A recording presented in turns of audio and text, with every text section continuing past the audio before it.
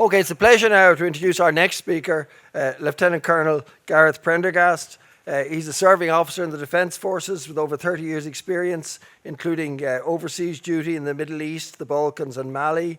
He's served along the border during the Troubles. He served in Kilkenny and in Dublin. He's currently the battalion commander in Kilkenny. He served in the military college on a number of occasions, including the Command and Staff School and as OIC, the military finance branch, which is a lot more interesting, at least for historians, than it sounds. Academically, he has a master's in military science and art from the US Army's Command and Staff course in Fort Leavenworth, Kansas. He recently submitted his PhD thesis, and he's imminently awaiting court-martial. I beg your pardon. He's imminently awaiting his PhD, his viva, which I'm sure will be a fascinating discussion for him and for his examiners. Thank you.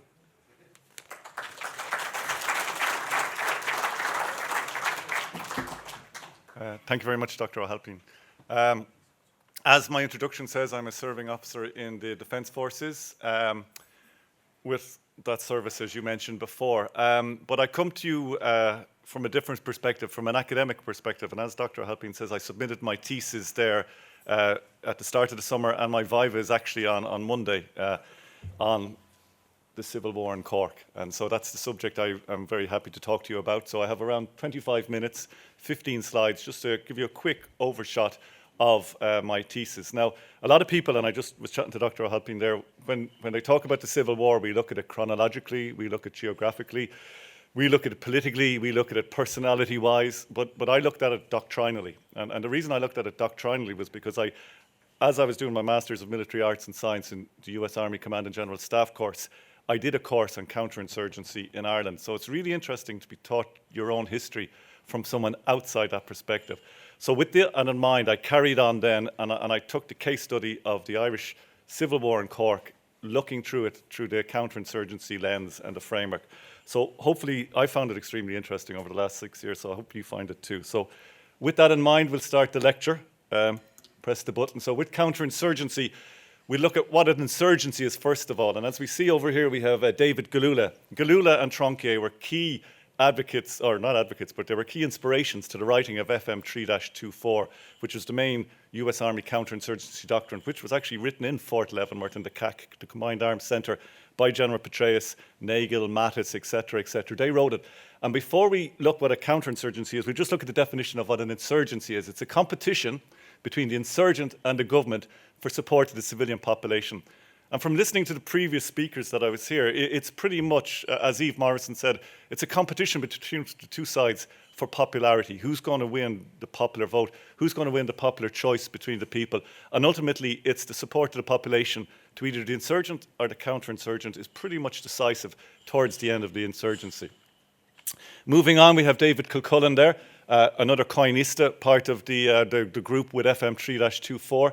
And he says, in its purest terms, counterinsurgency or coin is a competition with the insurgent. So we see a competition again with the insurgent to win the hearts and minds of the population and the acquiescence of the population. So here we see this soft type hearts and minds approach to the population. So that's pretty much has been seen through counterinsurgency doctrine over the last 30, 40 years, ever since Vietnam, the hearts and minds approach.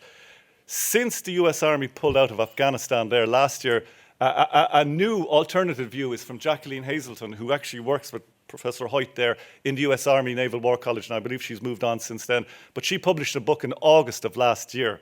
And she says counterinsurgency is not just about hearts and minds, it's about a lot more. It's a lot uglier than that. It's costlier in lives, more remote from moral and ethical considerations, and far less ambitious than what Western countries are attempting to do, build and reform political systems, etc., in so-called weak spaces. And the key word that I'm looking at here is the ungoverned spaces. So what I'm saying to you is that counterinsurgency, yes, it's a competition for the hearts and minds to win the population, but it's also a competition for the ungoverned spaces. And in the talk over the next 20 minutes, I'll talk about those ungoverned spaces, and especially in Cork. So the framework that I'm going to use today, and I used throughout my thesis, was the clear, whole, build framework. And this is, as we saw in Iraq in 2003, as we saw the Russians attempting to do there in Ukraine recently, You clear the terrain, first of all, of the insurgents or of the opposition, of the enemy, of the adversary, etc., etc. Then you try and hold it, and then you try and build. Now, the clear can be somewhat easy. It's the hold that is really labor intensive. It takes probably 5 times more amounts of soldiers to hold the actual terrain you've cleared.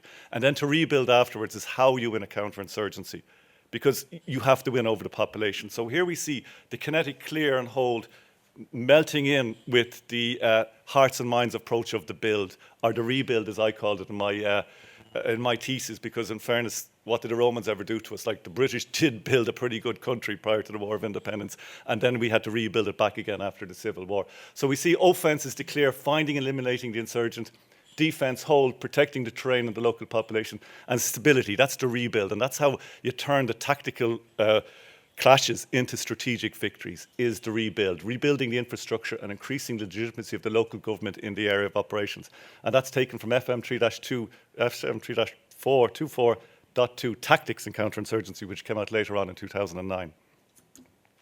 So before we go into the clear, I just want to talk a little bit, and carrying on from previous speakers, of how the National Army generated 100 years ago. So we can see that the 3/4 or 2/3 of the IRA went anti-treaty, roughly. A lot of, and it was geographic, a lot of the 1st and 2nd divisions down in Cork went anti-treaty, more so because of their leaders. In Dublin, IRB influence, etc., Collins, Mulcahy, a lot of them, and we have the Dublin Guards that supported the treaty. And it wasn't anything to do with the treaty, a lot of it was personality driven, whoever your leader was in your division, your brigade, your battalion. So at the very start of the conflict, the anti-treaty side numerically outnumbered the pro-treaty side. But what the pro-treaty side had available to them was an awful lot of trained military personnel in Ireland who had all fought in the First World War. And we can see from the 1927 census that there was 150,000 of them still in Ireland by 1927. So an interesting thing in my mind is that in 1927, we know for sure there was 150,000 veterans living in the Free State. 50,000, we believe, died in World War I, but that doesn't take into account there was 36 infantry battalions raised. Being a nerd that I am, I went through the unit history of every unit, the Irish unit that fought in the war, and I counted 108 infantry battalions were raised for the First World War, whether they were Ulster, Free State, or the Tyneside, Liverpool Irish, etc. 108 battalions. 36 of those battalions were raised in Ulster. They're not counted in that 150,000 figure. And we don't count all the people who were born in America, or born in Ireland, that fought for the American, Australian, New Zealand, South African, Canadian armies. So the figure of 200,000 people that fought in World War I of Irish birth, I think seriously has to be looked at, but I didn't do it in my thesis. And I'll just throw it out to all you historians out there.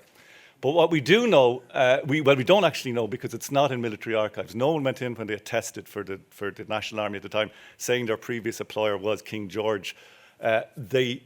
It's very hard to track how many of the National Army was in had British Army experience. But in 1927, a politician says that almost half of the 60,000 men were ex-servicemen. So approximately 25 to 30,000 of the National Army were former British Army veterans. So now we have the manning of the army. So we're looking at the equipping. So where did all the weapons come from to equip the National Army? And we can see Peaky Blinders there, our friend Churchill, and we have letters written, and I went to the Churchill archives to look at this, that we can see even by the 2nd of September, he has supplied 27,000 rifles to the National Army, 6,000 revolvers, 246 Lewis guns. The 18-pounders, the talk you're giving tomorrow is one of the most interesting talks I have on the 18-pounder. 9 of those were issued, and they were key, decisive in battle, as we saw Limerick, Waterford, Cork, throughout North Tipperary. The 18-pounder was the decisive, was a combat multiplier. All were issued even by September, and I went over to Churchill archives to find the amount of equipment. So by the end of the war, even when they changed of government to the Conservative government, the National Army was supplied with all their weaponry from the British, more or less.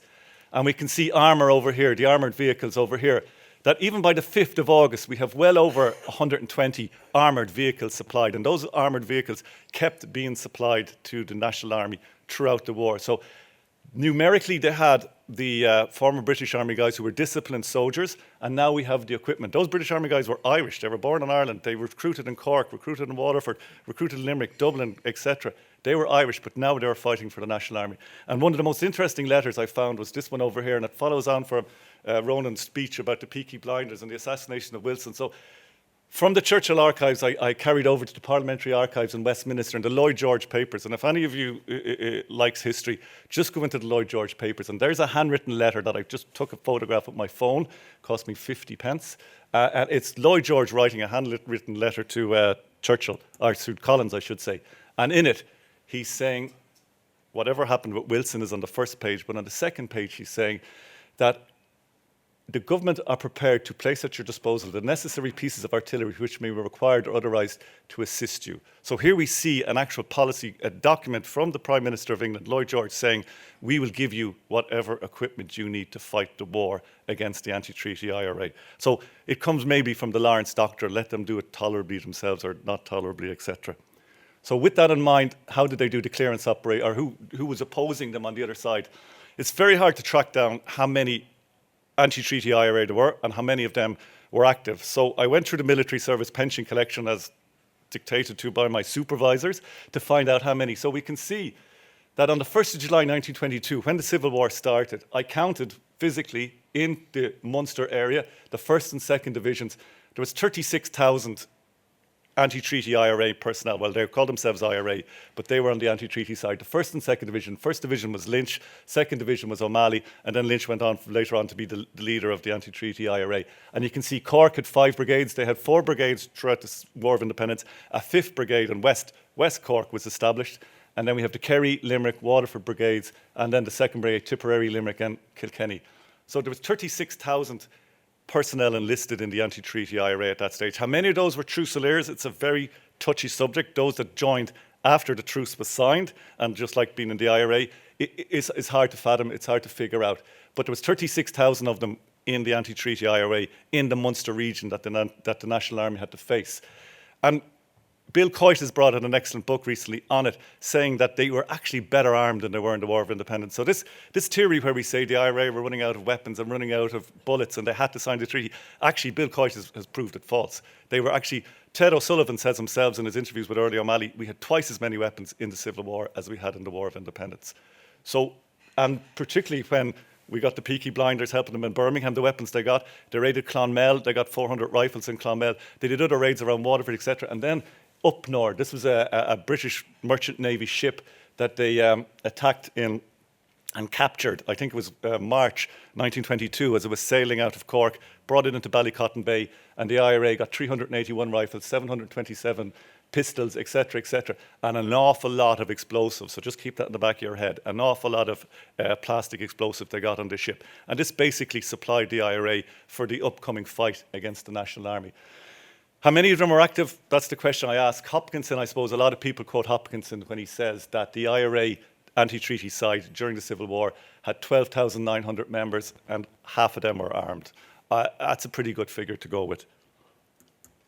So the clearance operations, what a lot of you think a military person should be doing in his uniform with his map. So we'll quickly go through the map. This is a map. I went through military archives for 2 years looking for maps, and eventually I had to make this map myself. Tom Reedy, a corporal in the orderly room, helped me make this map. He's a bit of an IT wizard. He did it at the weekends, I just said, and I gave him a few bob for it. So this map is what I believe happened in Cork and in Munster during the clearance phase of the Civil War. So as we can see, Valius says that by August 1922, the National Army comprised roughly, because there was a huge recruiting campaign in July, that there was 14,000 regular soldiers and 5,000 reservists. So they had around 20,000 soldiers. And what they did was, from the successes in Dublin, they launched down into the southeast. General Prout, John T. Prout, 69th Irish, was in the US Army, 69th Irish Division or Regiment. He came over, he was fought with the IRA in Tipperary as an intelligence officer. He was a Major General in the National Army, and he fought his way down through Kilkenny, down into Waterford. With him, he had a former British Army officer called Paddy Paul. Paddy Paul was an artillery officer in the British Army during the war. After the war, he left. He joined the East Waterford Battalion of the IRA, and then he went on the pro-treaty side, and he was basically the military advisor to Prout as he worked his way down to Waterford.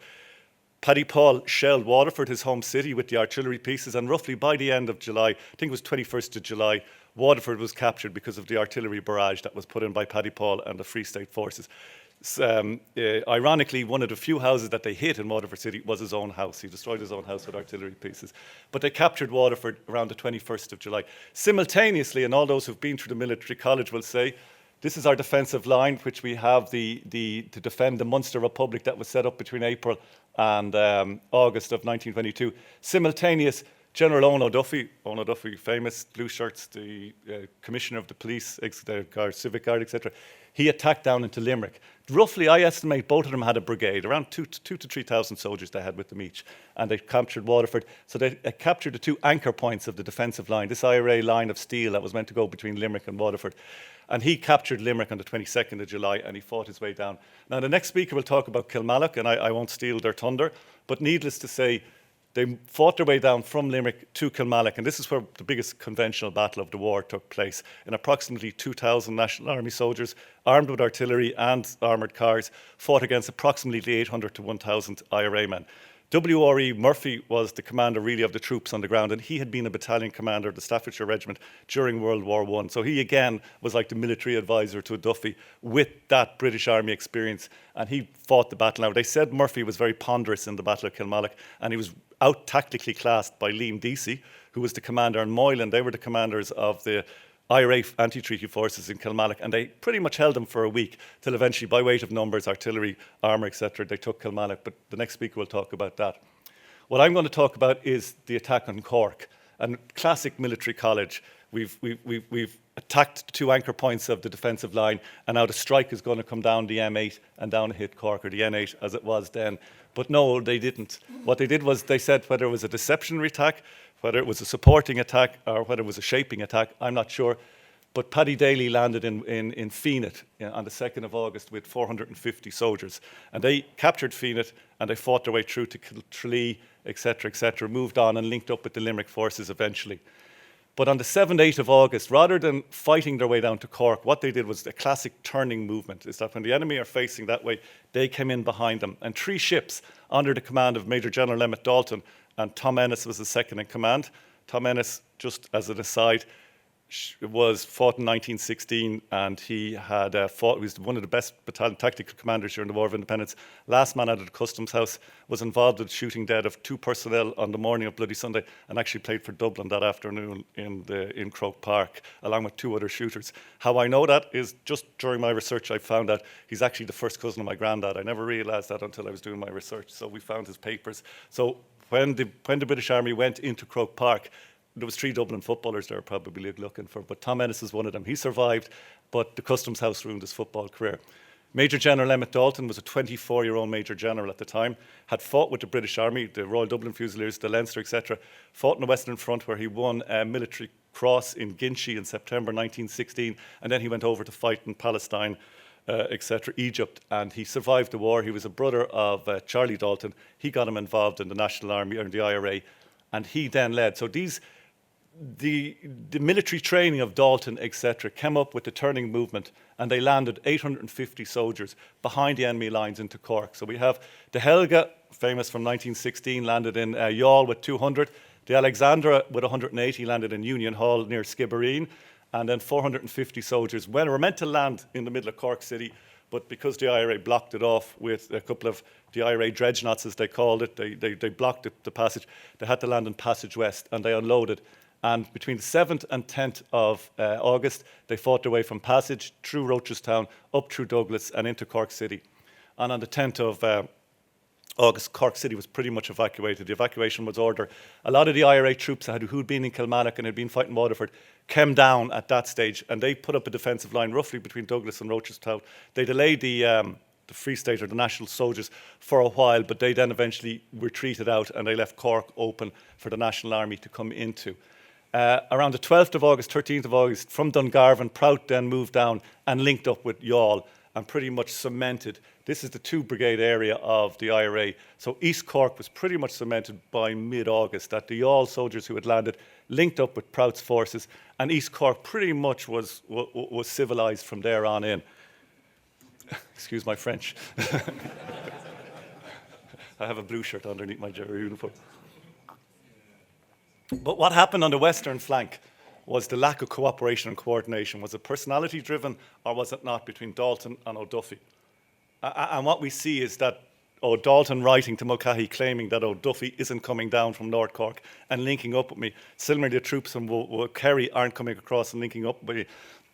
And we can see Lawler saying here that Duffy became hesitant so much so that cooperation between his and Dalton was virtually non-existent. And then we can see Corcoran in his book saying that Dalton complaining by September that he could have had the war finished in September if there had been proper coordination between himself and O'Duffy.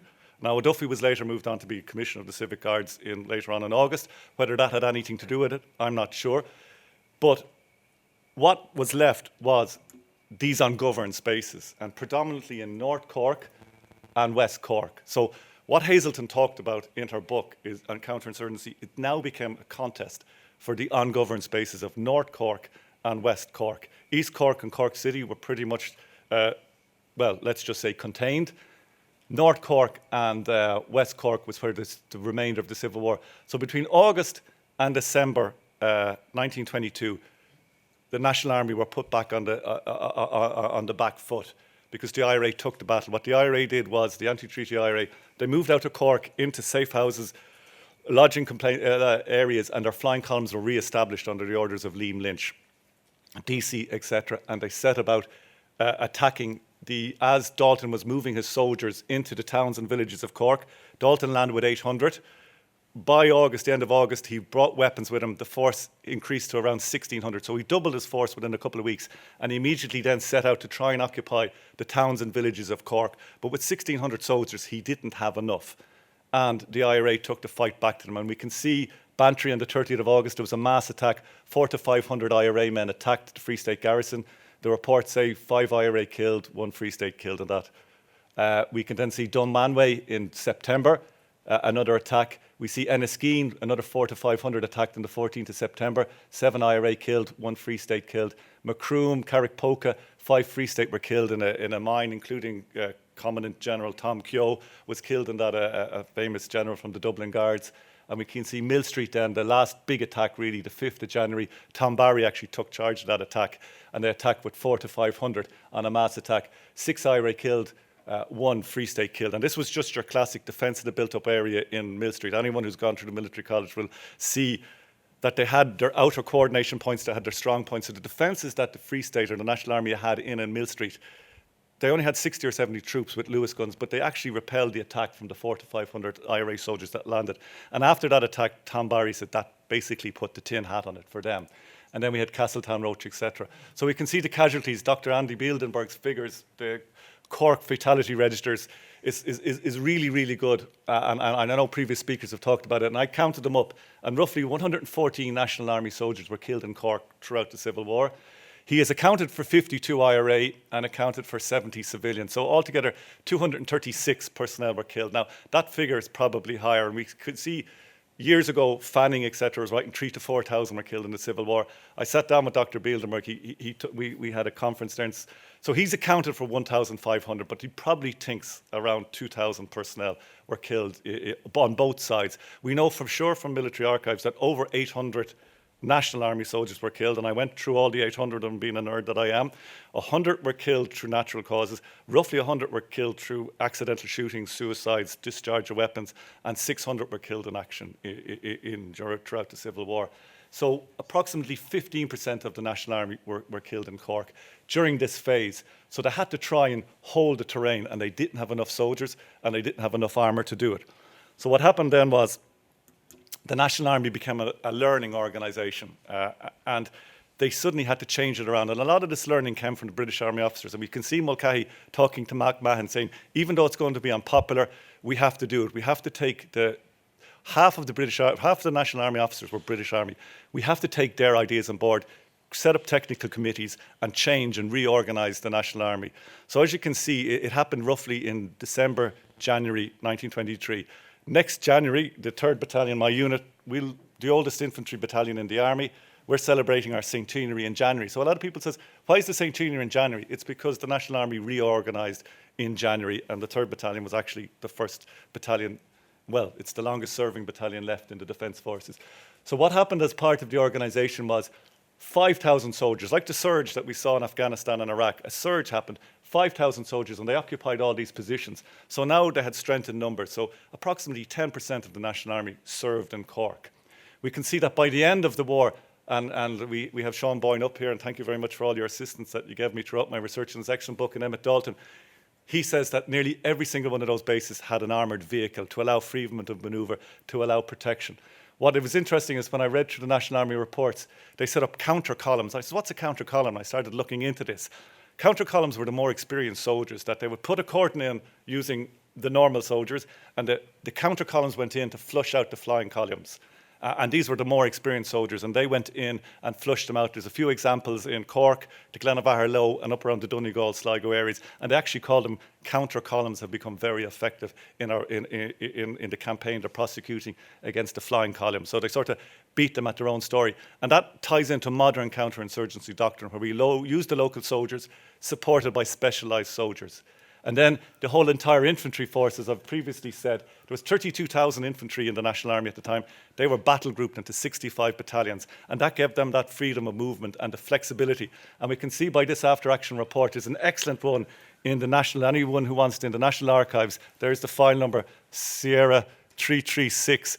It has all the reports from this period, because they only started writing reports from January 23. Prior to that, you're relying on a lot of documentations, letters, newspaper reports. But from January 23 onwards, we have the reports. And here we can see that they did an operation in Sneem, West Cork, where they, for 5 days, they put 2,500 soldiers on the ground, cordoned off the entire area, built blockhouses and railway lines in with the Railway Protection Corps, and flushed out, used the counter columns then to flush out the IRA flying columns. And that was really the last of the IRA in West Cork, Kerry direction towards that April, May of 1923. They also used information operations. The church, we can see the pastoral, the bishop's pastoral letter that came out, and it basically, this was very strong. Maybe not so much so for the IRA volunteers themselves, but particularly for the families. And you can see that turning them away, giving them absolution, turning families away from giving them communion at Mass, seriously affected the families of the anti-treaty IRA. And it's key that when Dalton landed in Cork, two of the first people that met him were the Church of Ireland and the Catholic bishops of Cork, were two of the first people that met him. So he got them on side, and he used them in his information operations campaign, whether on purpose or just as a result of common sense. Similarly, we see the press. We see Collins writing in the 15th of July that photographers and the journalists should be allowed to accompany our troops into battle so that they can portray what we're doing here. The next one, we have cabinet meetings. I went through the cabinet meetings in the National Archives, and we can see the cabinet complaining, oh, the Freeman's Journal have come on board, the Irish Times have come on board, but there's one or two papers we still have to talk about that need to come on board and support us. We saw the Cork Examiner was anti-treaty up until August, and then suddenly they became pro-treaty after that, and that was a key indicator. And then we see this National Army reports that by April 23, spectacular shows, parades, route marches, etc. These are all indirect ways, presence, posture, profile, showing the population we are now in charge, we are now in control, the war is over, get commerce back going again, get employment back going, etc., etc., etc. You're tired of war, we will help you. Feeding into that was the restoration of essential services. If we go back to my ungoverned spaces piece, you can see North Cork and the 4th Brigade. I went through the military service pension reports, and you can see how active in October 1922 the 4th Brigade of the IRA, North Cork, were, and all the amount of railway infrastructure they damaged. A National Army report from January 23 goes into how much damage was inflicted by the IRA. And what the IRA did was they had their flying columns, and then probably the Fusiliers or the less experienced soldiers were formed into these Y-class volunteers. And they set about trying to make government impossible for the National Army, for the Free State. And they used a lot of the explosives that they got from the up north to destroy all the underbridges, the overbridges, the signals cabins, the buildings, the engine derailment, etc. So they pretty much did a very good attempt at destroying the infrastructure of Cork and the remainder of Ireland throughout the Civil War. To counter this, I'll just go up to the top line. The Cork Chamber of Commerce said that if the IRA wanted to know about their growing on popularity, all they had to do was look at the next collapsed bridge. And what the IRA, or what the National Army side did to counter this, was they set up the Railway Protection Corps, because they saw that in Inchicore and in Cork there was a lot of unemployed, or let's just say not utilised railway workers, and they brought them all into the Railway Protection Corps of roughly 3,500 soldiers. And these guys set about repairing the railways, securing the railway lines, putting turrets and guns on the railways, and also protecting all the bridges, etc. And this was a really, really positive way. And you can see that the Rail Protection Maintenance Corps are engaged in the work of repair of all the closed sections, so that by the end of the Civil War, a lot of the roads and networks were opened up to allow commerce flow again. With that governance, this is my third last slide or so, is governance, is that part of the rebuild is restoration of essential services, restore governance and the economy. And we can see, this is what Kevin O'Higgins taught about how they had to bring governance during the Civil War. Simply 8 young men in a city standing amidst the ruins of one administration with the foundations of another not yet laid, and wild men screaming through the keyholes. Who those wild men are, I'm not too sure. But they had to try and establish governance in the area. And we can see how forward thinking they were, that by the 14th of August 1922, they landed on the 7th of August, the Alexandra went back, and with it came reinforcements, obviously, more supplies. But personnel, a representative of each of the following departments has been sent to take up duty at Cork: Home Affairs, Industry, Commerce and Local Governments. So they were immediately within capturing Cork City and seizing it, they were bringing local governance to the area. And of course they were very lucky in that they inherited 21,000 civil servants. And by the time of the Civil War, a lot of these were Irish born, etc. And they weren't just in Dublin, they were local governance throughout the country. They inherited the civil service, and they knew that there was a civil service commission set up, and a lot of these brought governance to the area. And this was key in rebuilding the country afterwards, and restoring the confidence of the people that the National Army, the Free State government, could govern better than the adversary that we're fighting against. And finally, supporting the economy.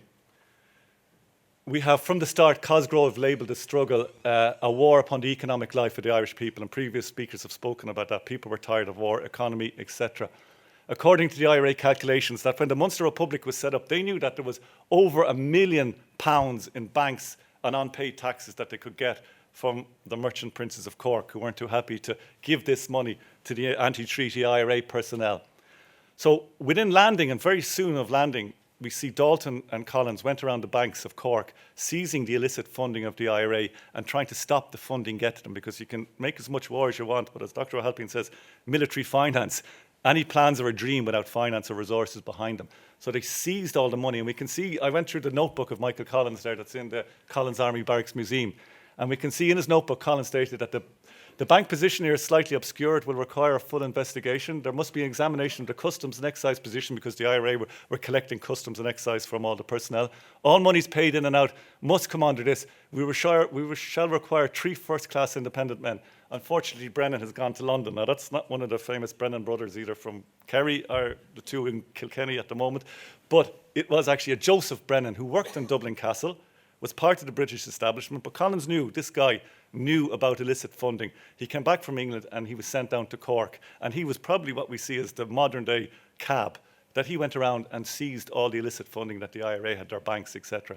And finally, we can see unemployment, the fares. This report here, written on 2nd of February 1924, could easily be a report that I read when I was over in America on the courses.